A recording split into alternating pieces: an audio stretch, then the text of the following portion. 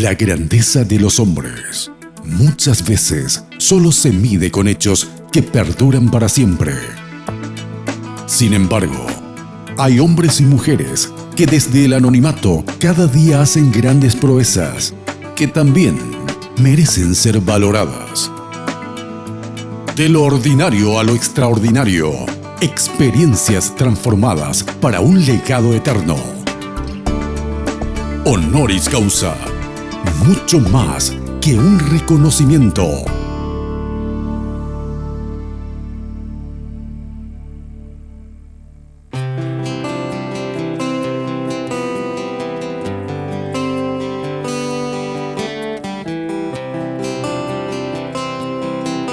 Señores, estamos en otro capítulo más de Honoris Causa aquí en Red Guaraní, en el canal de la familia.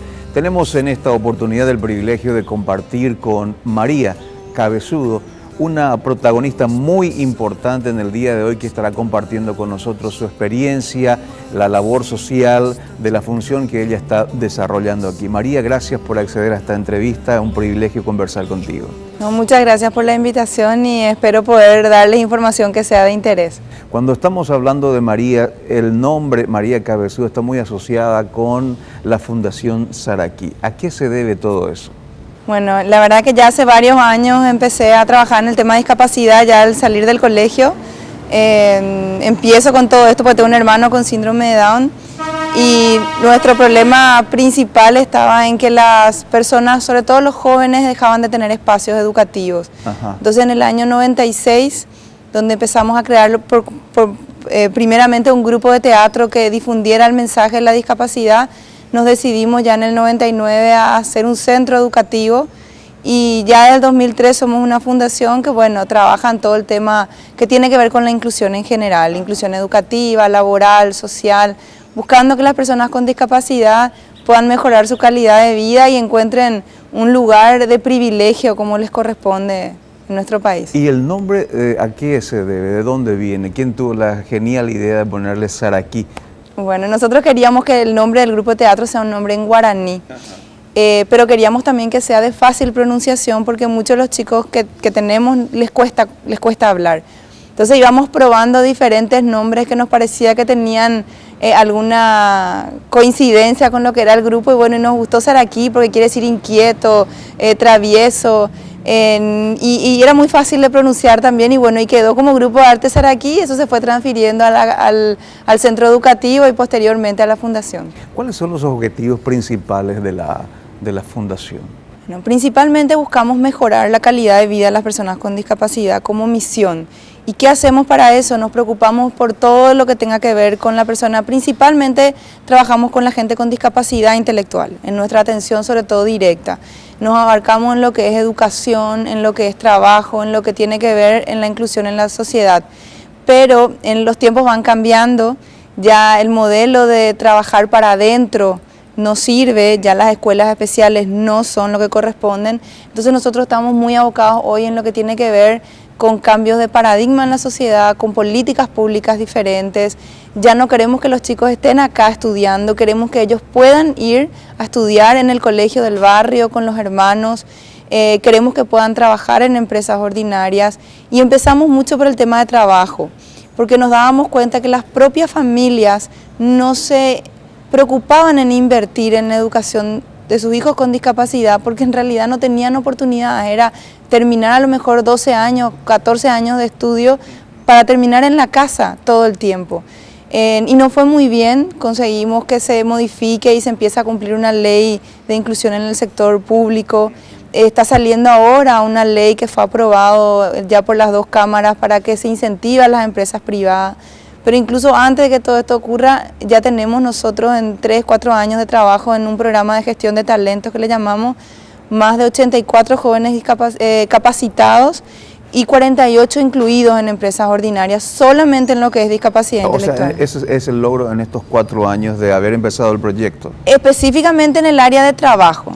Después tenemos otras áreas, para nosotros el censo era muy importante porque que sea visible el número y la cantidad de personas con discapacidad era importante para que realmente la gente que que está encargada de hacer las políticas se dé cuenta de que no estamos hablando de un número invisible como proponía el censo de 1%.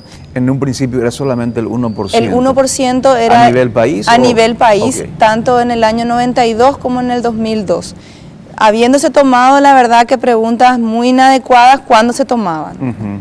Pero ahora, en este periodo, ¿se ha revertido esa situación? Porque 1% es un número casi hasta insignificante. Totalmente. Nosotros manejábamos estadísticas que superaban incluso el 15%. La JICA había hecho un estudio muy específico y detectó casi 18%. Sabíamos que el censo no puede detectar tanta cantidad, pero tendría que acercarse al 10%, era nuestro objetivo. Y hasta diciembre, donde se habían levantado 80% de los datos del censo, el número estaba en 12,4%. Si realmente hoy se ve. En ese sentido, es por decir así, tanto los resultados de la JICA como los otros estudios dan un poco fe también con el resultado al 80% de lo escrutado en ese caso. Así mismo, justamente estamos esperando, ayer estuvimos en conversaciones con el nuevo director de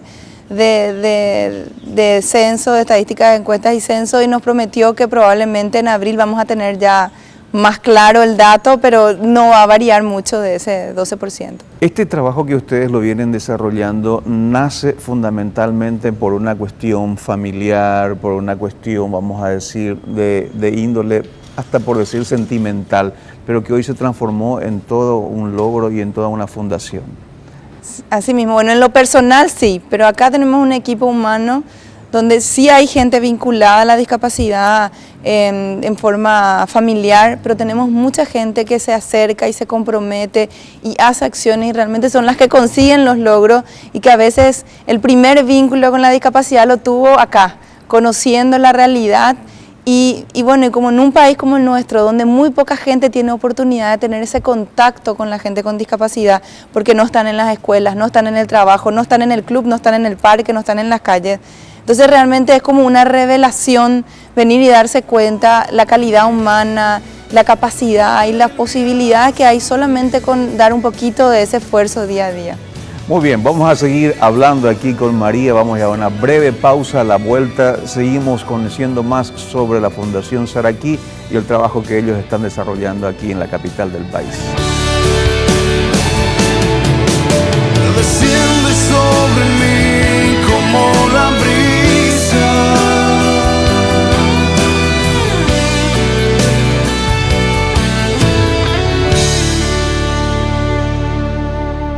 desciende sobre mí como la brisa que destile sobre mí, tu poder en mí haz fluir.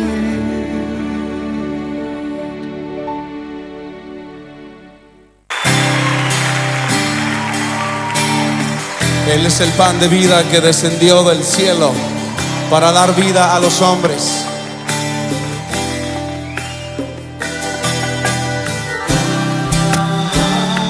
Inclusión, capacitación, metas, cambios edilicios, equidad, capacidades, oportunidades, derecho al trabajo, sensibilización, infraestructuras adecuadas, capital humano, políticas públicas, funcionarios capacitados. Puedo seguir y faltan fuerzas en mí. Puedo a la mesa venir y puedo el pan compartir. Seguimos aquí en Honoris Causa compartiendo con todos ustedes, como siempre, a través de Red Guaraní, el canal de la familia. Estamos conociendo la Fundación Saraquí, la encargada de todo este proyecto es María Cabezudo, compartiendo con nosotros sus experiencias y la forma en que ha iniciado toda esta labor. Esto pareciera ser que viene como algo familiar. Tu papá estuvo muy metido también en el trabajo, fue uno de los primeros presidentes de Teletón. Tu mamá también estuvo muy involucrada en todo lo que es el trabajo. Hoy creo que ella sigue siendo presidenta de una de las entidades que trabaja muy de cerca con las personas con discapacidad. Y bueno, la fruta no puede caer lejos, solemos decir. María está también involucrada en todo este tipo de trabajo. Así mismo, creo que nuestra motivación es mi hermano mayor que se llama Carlos, y realmente él es una inspiración para todos. Es decir, desde el principio yo establecí un muy buen vínculo con él, fue mi compañero realmente durante toda mi vida como hermano. Es un amigo, de hecho trabaja acá, ahora está de vacaciones porque se adelantó su Semana Santa, pero es una persona que realmente nos inspiró muchísimo a toda la familia. Muy bien, conozcamos también todos los proyectos que la Fundación Saraquí actualmente está teniendo y también desarrollando, y esos indicadores que puedan decir, bueno, estamos haciendo un buen trabajo, los logros se están dando. ¿Podríamos compartirlos, por favor? Bueno, la verdad que una ventaja con la que juega Saraquí es que está todo por hacerse. Es decir, una desventaja para el sector de la discapacidad, pero es bueno saber que nosotros podemos ir aprendiendo de otros países y empezando a hacer las cosas ya desde ese aprendizaje. Saraquí se movió mucho en los últimos 4 años en todo lo que tiene que ver con el trabajo y está queriendo de a poco empezar a migrar y preocuparse por el tema de educación. El tema de la educación, yo tengo un hijo con síndrome de Down ahora chiquitito de 4 años, y el tema de inclusión en las escuelas es todavía todo un desafío.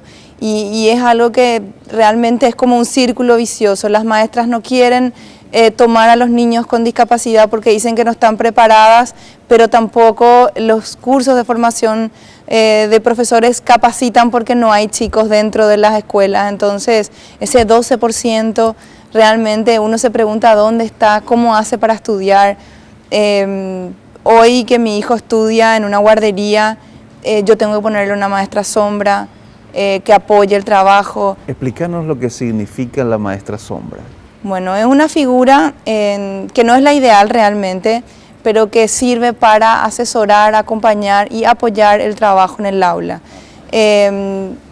A mí me gusta más llamarle facilitadora, porque en realidad me gusta más que el rol sea de facilitar, no tanto de estar con el chico con discapacidad, pero la realidad es que generalmente es una sombra del chico y está trabajando con el chico en el aula, es la que se encarga de adaptar las tareas, la que se encarga de tratar de que vaya siguiendo el ritmo de la clase y que va tratando de ayudar a la docente para que esa inclusión se logre.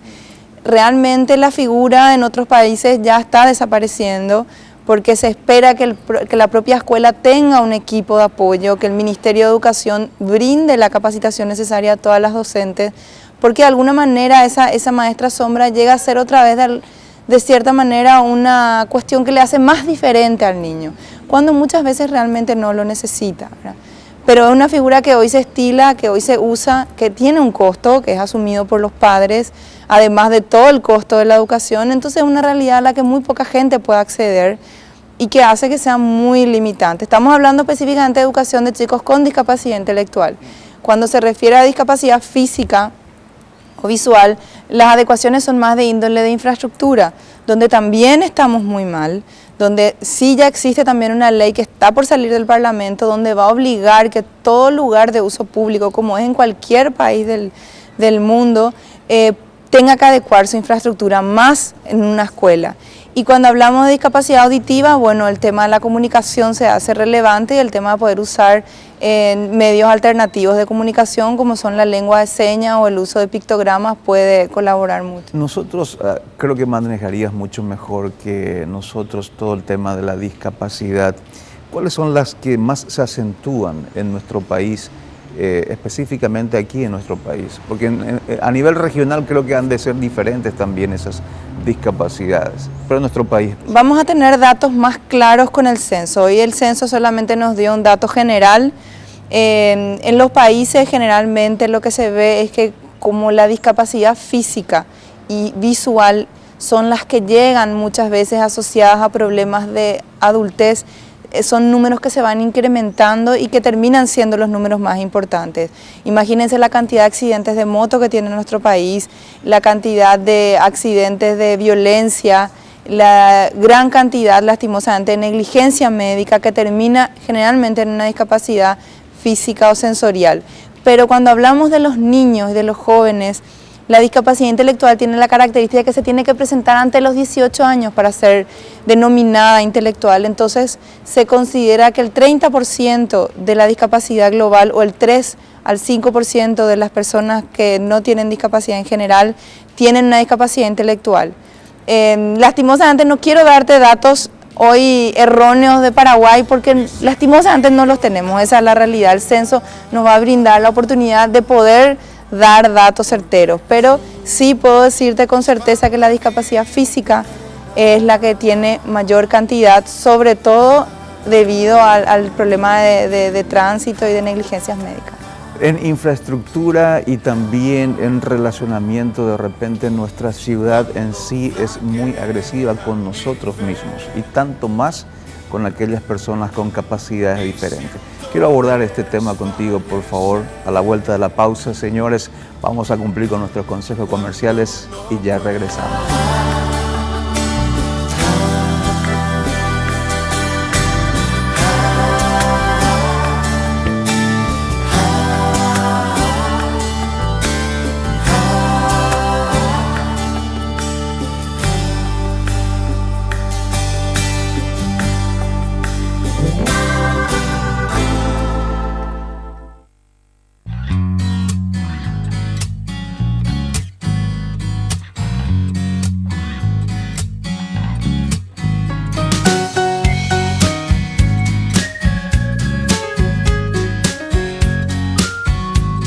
Seguimos aquí en Honoris Causa compartiendo con María Cabezudo, encargada del proyecto, o en este caso de la Fundación Saraqui. Antes de ir a esta pausa, estábamos dejando este planteamiento. La ciudad, sus habitantes también de repente son bastante agresivos con la gente con capacidad diferente que la nuestra. Y sí, nosotros podemos estar seguros que Asunción lastimosamente es una sociedad discapacitante.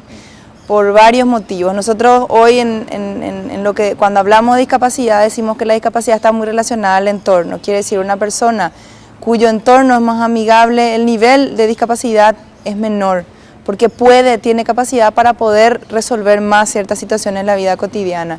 En un país donde conocemos las veredas que tenemos, no existe hasta hoy un solo ómnibus que cumpla requisitos de accesibilidad mínima, donde no tenemos docentes que estén preparados para recibir a nuestros niños con discapacidad, donde recién empieza a haber una apertura de entender de que las personas con discapacidad existen en el país, que no son personas que lo que necesitan son asistencia, porque eso también está muy relacionado el tema de discapacidad con asistencialismo, que es algo que muchos nosotros buscamos cortar. La persona con discapacidad no necesita la beneficencia, necesita el valorar sus derechos, el valorarle como persona, el darle la oportunidad de que estudie, de que trabaje, de que pueda interactuar con nosotros en los ambientes en los que nosotros nos movemos. Eso es lo más importante para la persona con discapacidad, y si tiene la oportunidad de estudiar y trabajar, no va a necesitar de nuestro apoyo, no va a necesitar de nuestra beneficencia. Entonces, cambiar un poco ese paradigma que lastimosamente hace que muchas veces uno sienta la tranquilidad de que porque le dio a un niño con alguna discapacidad ya está resuelto el problema de la discapacidad, que con eso está. En realidad ellos necesitan otras cosas. Sí, cierto, muchas veces necesitan dinero, pero necesitan dinero porque nosotros les damos las oportunidades de que ellos mismos puedan generar sus propios ingresos. María, todo el tema del mundo religioso, las iglesias en general, deberían hoy ser las promotoras de todo este tipo de inclusión, de habilitación, de sensibilización también en esta área. Sí mismo, cuando llegaste estuviste conversando con uno de los jóvenes acá, Carlitos Pestana. Él nos acercó, él es muy religioso, asiste muy asiduamente a la iglesia y nos decía que él tenía una preocupación, que era que la iglesia donde él va no tenía intérprete de lengua de señas. Incluso decía que alguna vez escuchó decir a algún pastor o cura que era una especie de castigo de Dios. Lastimosamente todavía a veces sigue continuando esa idea y conviene ir cambiando, entender de que nosotros somos el ejemplo. Nuestro hermano Carlos, hijo de mi papá, nos dio un motivo de vivir, nos dio una misión y en ningún momento lo consideramos un castigo, al contrario, una bendición. Cuando todo el mundo pensaba que voy a estudiar, qué voy a hacer de mi vida, yo ya la tenía clarísimo porque Carlos me marcó el camino. Entonces generalmente son una bendición. Y bueno, y Carlos está preocupado, quiere una Biblia en braille, quiere intérprete de lengua de señas en las iglesias, quiere que haya rampa, quiere que realmente se empiece a valorar a las personas con discapacidad dentro de las iglesias. Carlos para vos fue toda una inspiración. ¿Qué para hoy representa tu hijo, que nos decía que también tiene el síndrome de Down? Bueno, realmente mi hijo es la maravilla de nuestra casa, es decir, realmente el que haya llegado a nuestra casa fue una bendición para mí, para mis hijas, es una inspiración, me siento súper preparada para trabajar con él, siento que mis hijas también, no hubo, a veces me toca hacer mucho el trabajo con las familias, de recibir la noticia de tener un hijo con discapacidad. Bueno, para nosotros fue una alegría realmente. Quiero aclarar que mi hijo es un hijo del corazón, entonces, bueno, no pasé por el tema del diagnóstico y compañía, pero si hubiese sido igual un hijo nacido de mí, hubiese sido igual para todos, ¿verdad? Cuando vino él en realidad para quedarse un tiempo en la casa, ninguno de nosotros pensó la posibilidad de que él pueda volver a salir de nuestro hogar, y bueno, entonces estamos realmente felices. ¿Cuál es el sueño de María? ¿Cuál es el anhelo de su corazón con este tipo de trabajo y con todos los que están involucrados también en esta fundación? Y sobre todo poder cambiar la mente de la gente. ¿Sí? Yo creo que si nosotros podemos llegar a hacer ese clic en la gente, en toda la gente, en los comunicadores, en los empresarios, en la persona común, en los compañeros de colegio, ahí está la diferencia. Porque realmente yo creo que no hay barrera más dura que la barrera actitudinal. Y una vez que esa barrera se rompe, creo que todas las demás van a ir desapareciendo de a poco. Entonces realmente ese es el mayor esfuerzo, es decir, poder realmente comunicar y educar con respecto a la visión que consideramos nosotros es la correcta hacia la discapacidad, y que esto realmente haga que las personas con discapacidad puedan mejorar su calidad de vida. Fundamentalmente quiero que en estos minutos finales te dirijas a dos grupos de personas que tal vez hoy compartan con nosotros esta programación, aquellos padres que tienen a hijos con una capacidad diferente, que a veces la sienten como una carga, como un estorbo inclusive, o como vos bien dijiste, como cierta maldición.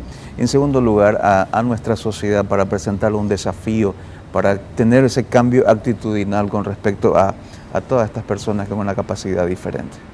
Bueno, a los padres lo que le puedo decir es que realmente tener un hijo con discapacidad no es fácil, es difícil, no por el hijo, por las barreras con las que se van a encontrar, pero ellos son la fortaleza de ese hijo. Permitir no sobreproteger, que es el peor error que cometemos los padres, permitir que cometan sus errores, que se caigan y que aprendan. Siempre le digo, nosotros los padres no somos eternos y nuestros hijos nos pueden dar maravillosas sorpresas desde el momento en que le damos la oportunidad de crecer y de demostrar sus capacidades.